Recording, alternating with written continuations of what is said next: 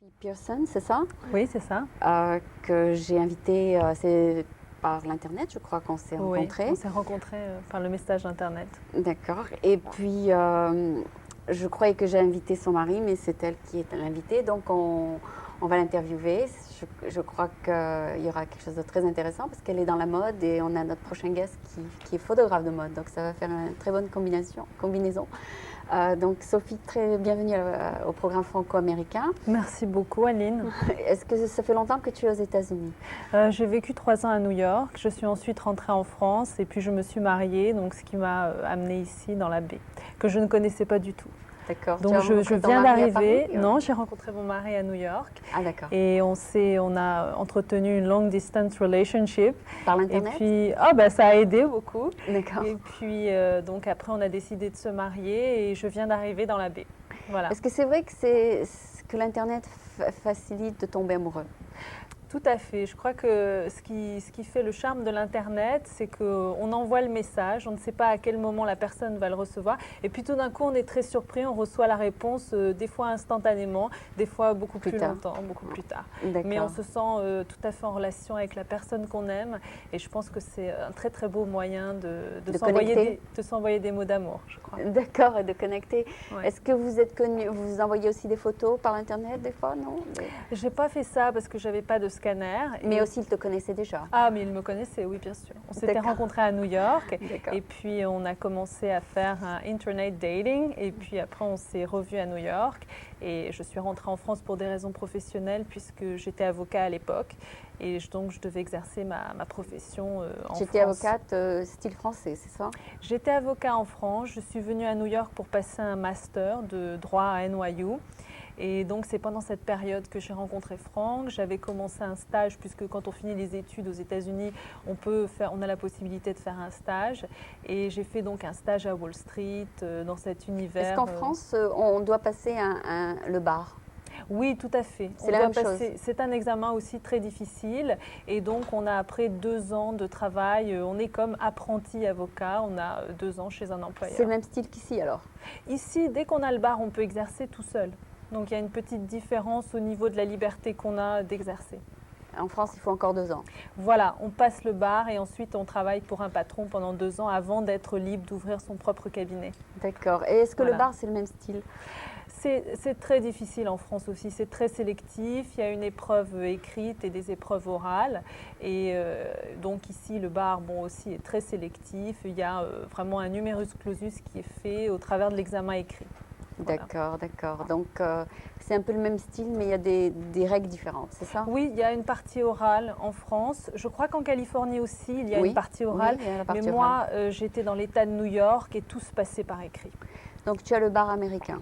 Non, je l'ai passé, mais je ne l'ai pas obtenu. Je l'ai raté à quelques points.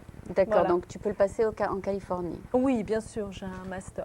Mais alors, je crois que maintenant, mon choix s'oriente vers toute autre chose, puisque je m'intéresse au monde de la mode, qui n'est pas du tout quelque chose de très répandu. C'est un grand shift, n'est-ce pas? C'est un grand shift. Et je voudrais, donc là, pour l'instant, je suis en train de démarrer une start-up qui fait d'ailleurs ce genre de petits t-shirts que je porte, quelque chose d'assez simple. Mais c'est pas toi qui l'as fait? Je l'ai fait fabriquer par une usine et j'ai fait un tout petit catalogue et de bouche à oreille, c'est en train de se répandre tout doucement. Sur l'Internet? Sur l'Internet, il va falloir créer le site, donc c'est le tout démarrage de ça. Mais j'ai quelques amis qui sont très intéressés parce que je pense que le produit est bon et c'est surtout la qualité qui est bonne. C'est 100%. C'est du coton? C'est du coton, mais c'est du coton peigné et c'est du coton beaucoup plus épais que ce qu'on a l'habitude de voir. Et c'est ce qu'on appelle du baby rib.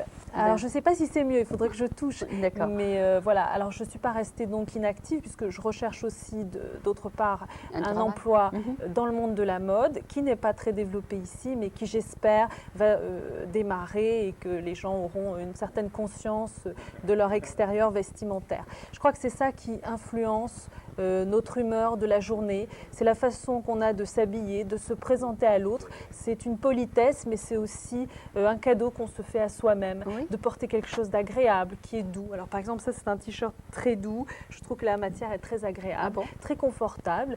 Et donc j'ai un petit peu envie de développer cette conscience générale de son propre bien-être au travers d'une mode ou d'une créativité qui pourrait un petit peu donner une diversité dans cette région. Parce qu'ici, on souffre, je crois, d'une mono-industrie. D'un manque de mode. C'est l'Internet. Et finalement, bien, les dames qui arrivent ici ont le choix entre ne pas s'habiller ou alors très bien s'habiller, mais pour très cher. Ah. Et j'aimerais un petit peu développer cette conscience de la mode, ce goût de la mode. Alors, ça peut se faire par des éditoriaux, ça peut se faire par des magazines, des émissions à la télé où on en parle, où on relook des gens. Enfin, j'ai vraiment envie de donner à la mode une place au même titre, je dirais pas que l'Internet, mais au même titre que les autres préoccupations qu'on a dans cette vallée. D'accord, mais c'est vrai qu'en France, j'achetais beaucoup plus d'habits Voilà. qu'ici. Parce qu'ici, on s'en fiche. Ici, on s'en fiche, mais alors je crois que la chose à laquelle on attache de l'importance, c'est à son bien-être ici. Le bien-être du corps, on fait du yoga. Confortable, on est confortable. Voilà, on fait du yoga, on fait du sport, on aime se sentir bien. Et ils vont au bureau en jean et en tennis shoes. Oui, mais je crois que de porter un t-shirt qui est d'une forme vraiment originale et confortable, ça peut encore booster sa journée, ça peut encore donner envie de se sentir encore mieux. Et c'est ça que j'ai envie de faire. Il y a quelque chose qui m'a étonnée cette semaine, c'est que j'ai regardé le show Rivera, tu sais comment il s'appelle, celui qui fait comment il s'appelle, il fait un talk show quoi, sur la télévision. Et c'était la première fois que je voyais un talk show host avec des jeans. Ah oui, c'est surprenant, mais à New York, il y avait aussi des talk shows qui se faisaient avec des jeans. Ah oui? Ouais. Pourtant, New York, c'est une ville qui est beaucoup plus ouverte sur la mode. Hein. Il y a vraiment des shows, des défilés de mode qui se passent à New York. D'ailleurs, des Français comme BCBG, Bisous Bisous, qui se sont développés sur les États-Unis, font leur show à New York. Donc il y a vraiment, je crois que New York et Los Angeles sont les deux places les plus importantes pour tout ce qui est mode, puisque c'est développé par l'industrie du cinéma qui finalement se montre beaucoup sous des attirails très très aguichants et très intéressants. D'ailleurs, il est avocat lui-même, c'est Rivera, oui c'est ça, c'est lui, il s'appelle Rivera. Il est avocat, mais il avait travaillé pour 2020 et maintenant il a son propre talk show. Je ne sais pas si tu t'intéresses à la télévision. Je m'intéresse beaucoup à la télévision parce que je pense que c'est un véhicule fantastique, déjà pour que les gens puissent se rencontrer, pour que les gens puissent être connectés et aussi pour donner aussi des envies à des gens qui n'auraient peut-être pas pensé qu'un t-shirt peut-être ou une façon de s'habiller, une façon de se coiffer, ça peut changer leur vie, ça peut changer leur humeur et ça peut leur donner l'envie d'être comme toi. Je ne sais pas s'il faut être pareil ou les uns les autres. de se copier parce que tu vas faire ce t-shirt en plusieurs quantités, n'est-ce pas? Oui, Donc, alors pour l'instant c'est du bouche à oreille, il y a un tout petit catalogue qui existe, c'est vraiment une compagnie bébé. C'est comme les gens qui vont au Gap. Alors, voilà. il y a quelqu'un qui m'a dit c'est du communisme parce que tout le monde s'habille de la même chose. Voilà, c'est ça qui est un peu dommage, c'est qu'il n'y a pas de diversité. Tu te rappelles, il a dit il y a 2 Gaps par semaine qui s'ouvrent, par mois ou par semaine, je ne sais pas. Mais les Gaps, ça se développe de partout, donc tout le monde va s'habiller la même chose bientôt parce que c'est très confortable. Et... Voilà. Alors moi, je vais dans un restaurant, je porte un pull Gap, tu sais, en V. Et la serveuse, elle porte la même chose. Alors ça fait un peu communisme. Personne n'a son propre style.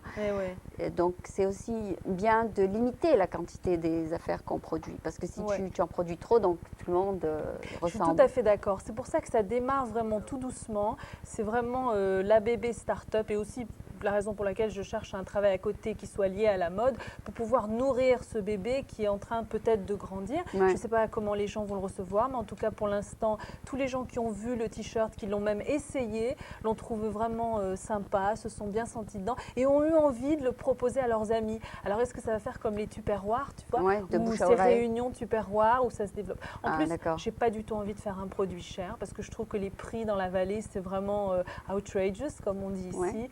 Et j'ai envie que ça soit vraiment accessible, que ça soit quelque chose, tu vois, de consommation. Je suis allée à un lancement d'une start-up qui s'appelle Ouais. UUMA et qui va vendre justement des habits de femmes. Ah oui, c'est bien Et ça. donc, ils vont inclure plusieurs marques. Donc, tu peux leur proposer aussi ta marque. Ah ouais, ça serait sympa. Ça Bah s'appelle alors, c'est yuma.com. superbe. Et c'est l'ouverture du site, bon, le site, il est là-bas, mais sur le site, il y a écrit l'ouverture officielle se fera en août. Mais en ce moment, donc, ils vont représenter des marques comme Calvin Klein, etc.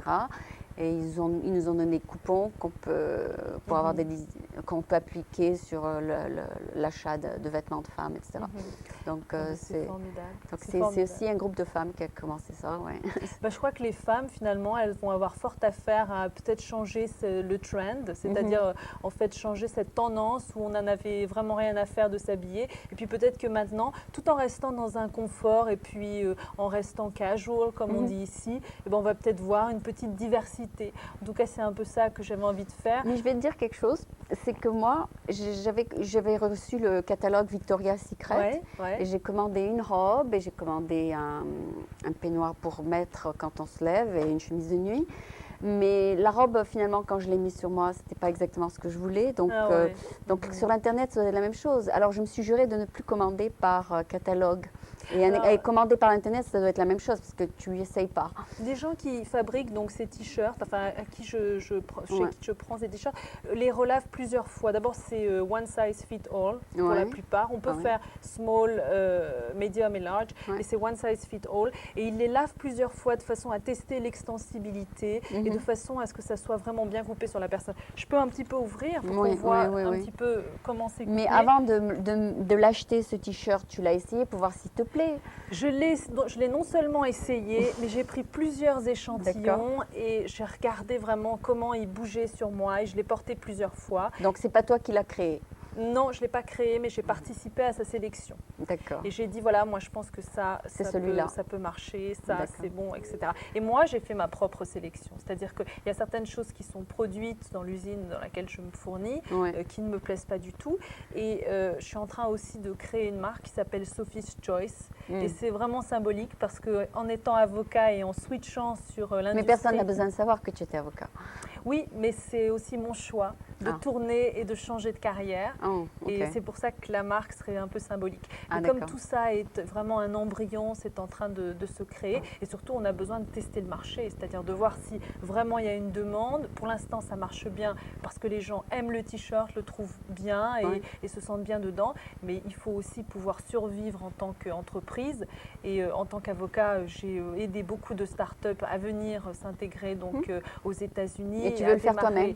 Une marque. Et maintenant, tu veux le faire toi-même. Il faut quand même tester le marché et voir si les gens ont vraiment ce besoin-là et envie et si on peut le développer. Donc pour l'instant, c'est embryonnaire. Mais tu aimes par exemple les colliers, le boucle d'oreille, les chaussures j'aime les chaussures. C'est quelque chose qui remplit ma journée d'agrément. Ah, tu achètes des accessoires. J'achète des accessoires. Alors, j'ai commencé à faire du fashion consulting dans la Silicon Valley, ce qui est complètement nouveau, ça n'existe pas. Et je suis reçue un petit peu, on me ressent un peu mi-figue, mi-raisin, parce qu'on me dit, mais qui a besoin de fashion consultant? Alors moi, je dis, mais en fait, tout le monde, comme vous avez votre personal trainer, vous pouvez avoir votre fashion consultant. Il y a ici des color consultants. C'est très courant, les color consultants. Tu vas et tu leur dis, quelle est la meilleure couleur pour moi? Mais fashion, c'est différent. Ça intègre la color consultant. Par contre, il y a des hommes qui engagent quelqu'un pour les aider à aller choisir un costume. Et ça, c'était aussi un service. Personal shopper, ça c'est plus personal shopper. Alors ce qui est marrant, c'est que dans cette vallée, quand on est personal shopper, on est affilié aux grands magasins et ils demandent pour la plupart d'avoir au moins une soixantaine de clients avant de pouvoir être personal shopper. Alors je me dis, mais le pauvre, pour celui qui démarre, c'est vraiment… c'est pour ça que je trouve que ton émission est vraiment bien, d'abord parce qu'elle informe et elle met les gens en contact. Et pour nous, francophones qui arrivons dans cette vallée, tout est un peu surprenant, les distances sont énormes. Moi, j'habitais à Manhattan, donc c'était ma première intégration aux États-Unis. Et il a fallu que j'en fasse une deuxième ici parce que les distances sont énormes et la vie est très différente. On conduit beaucoup, les contacts se font par Internet et je trouve que c'est formidable. Bon, alors tu vas vendre ça sur l'Internet. Si la personne reçoit ton t-shirt et cette personne est comme moi, un peu cinglée, elle dit j'aime pas vraiment, je les mets sur l'Internet, sur le catalogue, mais sur moi, j'aime pas. Elle pourra le retourner, tout simplement. Elle pourra le retourner et elle aura le money les bacs. Mais je pense que j'étudie en ce moment le pricing, donc je suis en train de faire une étude là-dessus. Pour le prix que ça va être vendu, c'est-à-dire carrément jusqu'à 60% moins cher que ce qui se vend donc dans les magasins, je crois que pour le prix que c'est vendu, ça ne vaudra pas la peine de le retourner. Ah, d'accord. Voilà, ça c'est ce que je me suis dit avec les habits que j'ai achetés vers Victoria's Secret. J'ai dit, j'ai pas le temps de m'en occuper. Alors cette robe, elle est pliée dans mon truc. Tu peux l'offrir si vraiment tu ne l'as pas payé si cher que ça. Non, bon, elle te va pas. 39,95, je peux la donner. Tu peux la donner. Quoi. Non, mais c'est ça. Personne ne veut perdre son temps à retourner quelque chose d'un prix si bas. C'est ça. Alors, tu sais, retourner, ça peut être aussi vraiment fait de façon très pratique. Moi, j'avais un problème avec mon Palm Pilot dernièrement. Ils sont carrément venus le chercher avec Airborne Express. Pas vrai. Tu vois, ils m'ont donné donc une boîte Airborne Express. Je l'ai retournée. Ils m'en ont renvoyé un avec Airborne Express. Ils viennent carrément à ton domicile pick-up, quoi. Call for a pick-up. Alors ça, c'est la beauté de l'Amérique, tu vois, des trucs comme ça qui n'existent pas en France. Non, ça, je sais, en Amérique, on t'amène les grosseries à la maison, qu'est-ce qu'il y a encore, les vidéos à la maison, donc tout est délivré. Tout est à la maison, mais aussi on vient chercher ce que tu veux plus. Ah d'accord. Tu vois, moi mon Palm il marchait plus, et ben on est venu me le rechercher. Super, donc, super. Voilà, donc il y a quand même, donc tu offriras peut-être ce service aussi. Voilà, exactement. Donc comme ça les gens sont à la tête à l'aise, ils t'appellent, ils te disent je ne veux pas ton t-shirt, tu peux venir le reprendre. Voilà, mais j'aime beaucoup ce t-shirt, envoie-moi encore 10. Voilà. Mais je ne perds pas de vue que c'est quand même une bébé entreprise et qu'il faut qu'elle soit nourrie par des investissements. Je n'ai pas d'investisseurs pour l'instant, mais peut-être que des personnes voudront investir là-dedans. Et moi, par mon propre travail, je pourrais peut-être mettre de l'eau. Donc c'est ton propre argent que tu as investi, c'est ça? Pour l'instant, c'est mon mari qui m'a sponsorisé. C'est grâce à lui que cette micro-activité peut se développer, mais je ne veux pas non plus faire trop d'investissements parce que si tu fais trop d'investissements et que tu ne fais pas ton test sur le marché, tu ne sais pas comment le marché va réagir, c'est idiot de mettre tout cet argent dehors pour rien, quoi. Enfin, pour l'instant, l'accueil est assez favorable. Tant mieux, tant mieux. Voilà. Donc, tu t'occupes du marketing toi-même? Pour l'instant, je fais tout moi-même. D'accord. Et puis, qui la si fabrique? ça marche. Tu as des couturières? Enfin, oui, des usines. J'ai une usine qui s'en occupe et qui donc. À ton niveau, il vaut mieux que tu aies des grandes commandes, quelqu'un qui te commande 1000. Ah, bien sûr. Parce que les marges sont tellement faibles, bien sûr. Ouais, tu veux pas quelqu'un qui commande juste 2, ça vaut pas le coup. Pour le beginning, pour l'instant, effectivement, j'ai des petites quantités. J'ai une ou deux personnes qui viennent et qui me disent tiens, tel t-shirt, ça me plairait bien, ou qui vont voir le catalogue et qui vont commander. Pour l'instant, je dis d'accord et je les commande à titre d'échantillon. Voilà. D'accord. Donc je paye un prix un peu plus élevé pour un échantillon que si je commandais toute une caisse, quoi. D'accord. Et voilà. Donc à titre d'échantillon, la compagnie qui les fabrique. De toute façon, ils les fabriquent pour moi, donc il n'y a pas de raison de pas me donner. Pas pour quelqu'un d'autre? Ils fabriquent pour beaucoup d'autres marques. Ils fabriquent pour Guess, ils fabriquent pour Diesel. Mais ce modèle particulier, c'est pour Mais il y a des modèles particuliers qui sont pour moi. Il y a des modèles que dans le futur je vais dessiner et qu'ils vont fabriquer pour moi. Il suffit de faire un patronage et surtout de tester le lavage. Donc tu prends des cours de mode là?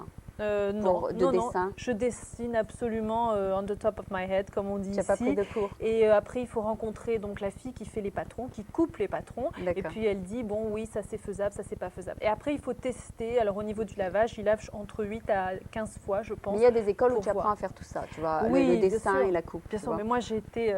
Tu n'étais pas dans ça. NYU. Donc il faut que tu demandes l'aide de quelqu'un, c'est ça? Ouais. Mais pour l'instant, tout ce que je dessine, c'est assez compréhensible pour donc les gens qui coupent les patrons. Ouais. Et puis aussi, parfois, je vois dans des magazines des choses qui m'intéressent. Ouais. Alors, je ne reproduis pas à l'identique, mais je dis, tiens, tel concept, ce serait intéressant de le faire. Alors, pour l'instant, ça coûte très, très cher de faire tous ces patrons. Donc, c'est à l'état embryonnaire. Mais si cette activité se développe, moi, je serais très heureuse de faire des t-shirts sur mesure à l'idée de chacun, quoi. D'accord. Voilà, même pour les entreprises, de faire du printing au logo de telle ou telle entreprise Internet, ce serait formidable. Ah, ça c'est bien, ça c'est du mode Microsoft. Voilà, Microsoft, mais pas le t-shirt classique, tu vois, qu'on voit partout. Alors, pour les hommes, tu es obligé de rester dans du classique, mais pour les femmes, c'est quand même plus sympa d'avoir une petite coupe ou quelque chose de, tu vois, de plus original. Dans toutes les startups que je veux, on me donne un t-shirt d'homme, alors je les donne à mon copain. Tu les mettras pas ou tu dormiras avec. C'est dommage. Voilà, c'est exactement ça. On me donne toujours un extra Ouais. large ou un large. Ils sont trop grands de toute façon pour nous, Voilà, les je femmes. les donne alors toujours à donc, quelqu'un. voilà. Donc, il y a jamais, les femmes on pense jamais aux femmes, hein, c'est drôle. On hein. est un peu exclus dans la Silicon Valley parce que j'ai entendu qu'il y avait plus d'hommes que de femmes. La technologie, ça draine un certain nombre d'ingénieurs. Et il paraît que la population d'ingénieurs, ce sont des hommes. Alors bon, Donc, ouais, c'est 60-40 en fait. ouais. Donc, si tu veux te marier, tu vas dans la Silicon Valley. Tu es la minorité, mais tu es déjà mariée, Je n'est-ce pas? suis déjà mariée et je ne suis pas venue dans la Silicon Valley en cherchant un mari puisque je l'ai rencontré à New York. Donc, D'accord. D'accord, donc Voilà. il est bien protégé alors. il se protège lui-même. Je crois D'accord. qu'il est- Il est dans l'Internet aussi? Et oui, comme tout le monde ici. D'accord, il est d'accord. dans Il est, l'Internet. il est aussi dans la Silicon? Oui, bien sûr, Ah, bien d'accord. sûr. Ils travaillent Ben- pour une compagnie qui est en train de, je pense, bien grossir ici, puisqu'ils font des switches. Donc, Mhm. ce sont des, je crois, d'après ce que j'ai pu comprendre, des directeurs d'information intelligents Ouais. et qui dirigent l'information dans l'Internet. Ah. Et je crois que, bon, c'est un secret pour tout le monde. Mais toi, tu C'est étais modèle avant ou pas du tout? modèle, c'est-à-dire dans la mode. De mode, ouais. J'ai travaillé pour Christian Dior Ouais. pour le maquillage. Pour le maquillage, Quand- ok. Très tôt, c'est-à-dire quand j'étais teenager, j'avais 14 ans. C'est vrai, j'avais pas de boutons, donc ils voulaient des peaux très jeunes pour tester le maquillage et donc apprendre finalement aux jeunes À mettre filles, le maquillage dessus. voilà, à mettre le maquillage dessus ou pour un certain maquillage d'une certaine saison, ils voulaient une peau très jeune pour donc faire le maquillage de la saison. D'accord. Donc, Et il voilà. prenait une photo. Oui, ils prenaient une photo ou une vidéo et ils la D'accord. passaient dans les écoles ou dans les grands magasins. Donc voilà. Donc Ça- tu étais modèle. Ça, je l'ai fait un tout petit peu. 14 mais ans, 15 ans? J'avais 14 ans, 15 ans, 16 ans. Et donc après être maquillée, tu avais l'air d'avoir 18, c'est ça? Après être maquillée, tu vieillis pas mal. Ouais. Tu vieillis pas mal, mais ceci dit, tu gardes quand même ta bouille d'enfant parce que tu es quand même jeune, tu vois. Mais les filles qui sont dans les magazines, souvent, elles ont 12-13 ans. Hein. Ah. Et on le voit à leur corps, elles Ah, sont très d'accord. très fines, elles sont Très, très maigre. très maigres. Ouais. D'accord. Et donc, quel fond de teint est bien? Quel fond de teint est bien? Ça dépend de la peau en fait. Le fond de teint, c'est Non, quelque mais chose tu qui se recommandes teste sur la Christian peau. Dior ou tu Moi, je recommandes quelque chose recommande d'autre? Christian Dior, mais je recommande aussi Estée Lauder Et c'est bien? et ça te plaît? Clinique. Ouais. D'accord. Qui sont très bien. Chanel aussi est pas mal pour celles qui veulent two in one, c'est-à-dire le fond de teint et la poudre en même temps pour matifier un petit peu. Ah, le maquis velours. Voilà, le maquis velours, quelque chose qui donne finalement Un mat. un mat. Ok. Parce que parfois, quand on met du fond de teint, on reste brillant. Et Ah. alors après, on doit mettre la poudre. Voilà. Moi, je conseille le two in one. Moi, Et tu mets j'utilise les deux? Chanel en ce moment. Et Non, tu mets moi, les deux? j'utilise Chanel. J'ai testé Estée Lauder, Clinique et Christian Dior. Et pour moi, ce sont les meilleurs. Mais maintenant, comme j'ai pas tellement de temps, j'utilise le two in one, c'est-à-dire celui de Chanel. D'accord. Mais tu es brillante là. Il n'y a pas de poudre. Là, j'ai pas mis grand-chose parce que je m'attendais pas donc à faire l'interview. Je suis venue pour te voir et Ah. puis pour voir ton émission et D'accord. j'ai été enchantée. Pourtant, tu es bien maquillée? Oui, je suis un petit peu maquillée. Ouais. D'accord. D'accord. Voilà. D'accord. Donc, tu vas lancer ta start-up. Tu n'as pas de date encore. Bah là, c'est en train. Hein. C'est en Non, train de mais se est-ce faire, que hein. tu vas avoir un lancement du site ou pas encore? Le site n'est pas encore fait. Et ça, j'ai besoin d'aide pour le faire. Je ne Ouais. sais pas faire un site Ce internet. qu'ils appellent ici le launch. Launch of Voilà. the site. Alors, Launch ils font of une the grande site. partie de 1200 Ouais. personnes, etc. Ouais. Ça s'appelle le launch party. Alors ça, il faudrait peut-être qu'il y ait des investisseurs qui viennent se joindre à cette start-up s'il faut faire une grosse Launch, partie. une grosse launch. Parce que ouais. forcément, bon, ça demande pas mal de finances. Ben moi, je trouve des investisseurs pour des startups, mais je Ah t'en ouais? parlerai si tu veux. Ce qu'on fait, c'est qu'on appelle des gens qui veulent bien investir dans des Mhm. startups comme toi, des angels et tout ça. Je crois que c'est une bonne initiative. Si ça te rend heureuse, c'est tout ce qui compte, c'est ça? C'est vrai. Il faut être heureux dans ce qu'on fait. C'est 80%, soit 90% de notre temps. Et je pense Et que la faut loi, s'épanouir. tu en as marre, c'est ça? C'est pas que j'en ai marre, c'est que c'est un bon outil pour, tu vois, te véhiculer et Mhm. essayer de Tu connais créer beaucoup de choses. juridiquement Ouais. une cellule et puis même voir. Par exemple, tu peux faire ta propre. Je peux créer moi-même ma propre société. Ça, Voilà. je n'ai pas besoin Tu d'un sais le lawyer. faire, Je tu sais le faire. Bon, je Tu connais sais un faire petit un peu mémorandum et tu sais voilà, faire je une sais corporation. faire, une corporation. Je sais un peu me diriger dans les taxes, même si c'est très compliqué aux États-Unis. Ok. Je sais un petit peu quels sont les impératifs. Donc, tu seras le Voilà. président CEO of the company et aussi le lawyer. Si ça se développe, je pense qu'il y aura besoin de beaucoup d'aide et Ouais.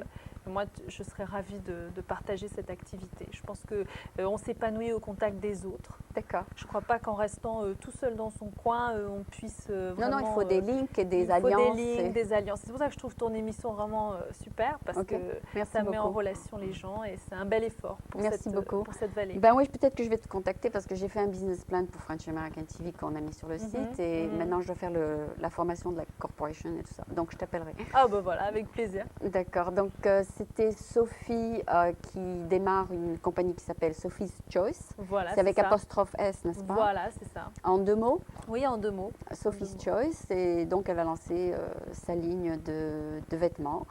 Ce ne sera pas Christian Dior, ce sera Sophie's Choice. Donc, merci beaucoup d'être venu. C'est moi qui te remercie, Aline. Et donc, on annoncera son site la prochaine fois. Merci beaucoup. Au revoir.